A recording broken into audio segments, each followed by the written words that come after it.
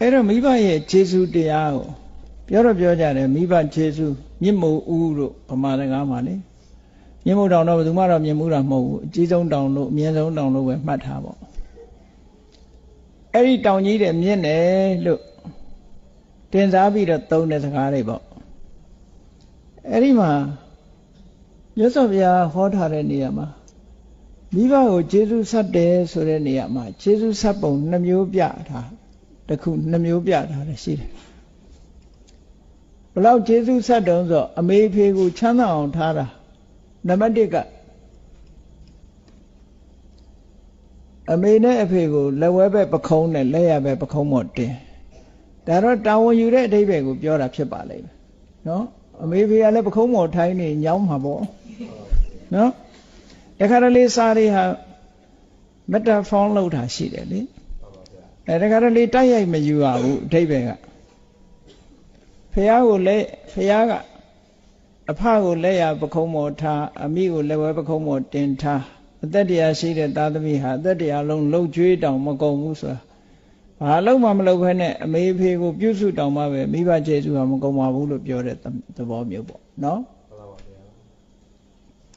နောက်တစ်ခုကဘာတော့ဆိုရင်ကဘာမြေပြင်တစ်ခုလုံးကိုအစိုးရတယ်ယရနာတွေအားလုံးကိုပိုင်ဆိုင်တဲ့ကဘာမြေပြင်ကြီးတစ်ခုလုံးကိုအစိုးရတဲ့အရှင်သခင်ဘုရင်အဖြစ်မိဘကိုတင်မြှောက်ပြီးတော့ကျေးဇူးဆက်တောင်မှပဲ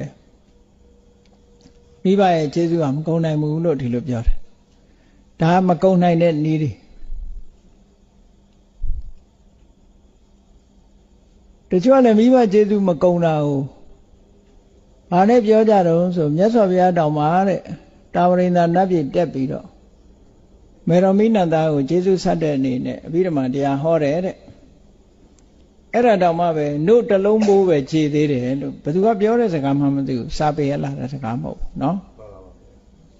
တလုံးမိုးနှလုံးမိုးလို့ဘယ်လိုလုပ်ခွဲမှာတတ်မှတ်ထားရင်တော့ခွဲရတာပေါ့နော်ကိုကျေးဇူးဆက်တာကတလုံးမိုးပဲရှိသေးတယ်နောက်တလုံးမိုးဆိုတာတော့တလုံးကဘလောက်တန်ကြီးရှိတာတော့ပေါ်မှာမူတည်ပြီးပြောအဲ့ဒါလို့မဟုတ်ပဲနဲ့တချို့မကြည်ဘူးဆိုတာရိုးရိုးမပြောဘဲနဲ့တလုံးမိုးပဲခြေသေးတယ်ဆိုတော့နောက်တလုံးမိုးကျန်နေသေးတယ်အတိတ်ပဲရနေတယ်ဒါတော့စာလာပေလာစကားမဟုတ်ပါဘူးတကယ်တော့မဟုတ်ဘူးအဲ့ဒီစကားကလေမြတ်စွာဘုရားကမိဘရဲ့ကျေးဇူးကိုဆက်ရင်ဘယ်လိုနည်းနဲ့ခြေတယ်လဲခုနလိုလှုပ်ကြွေးပြုစုရုံနဲ့မခြေဘူး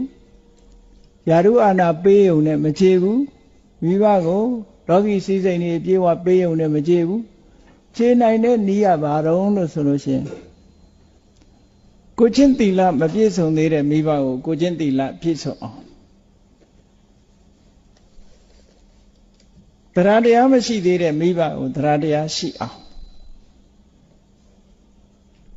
စွန့်ကြဲမှုမရှိပစ္စည်းဥစ္စာနဲ့ပတ်သက်ပြီးနှမျောတွန့်တိုနေတဲ့မိဘကို